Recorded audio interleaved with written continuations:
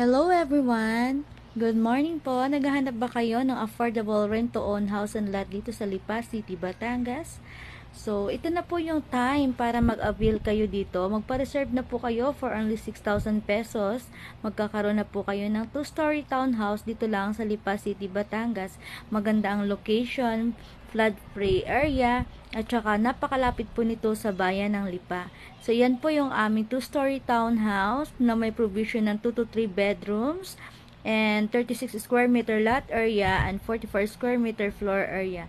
Dito lang po yan sa Lipa City, Batangas. Kung gusto niyo po mag-avail ng rent-to-own, message niyo po ako.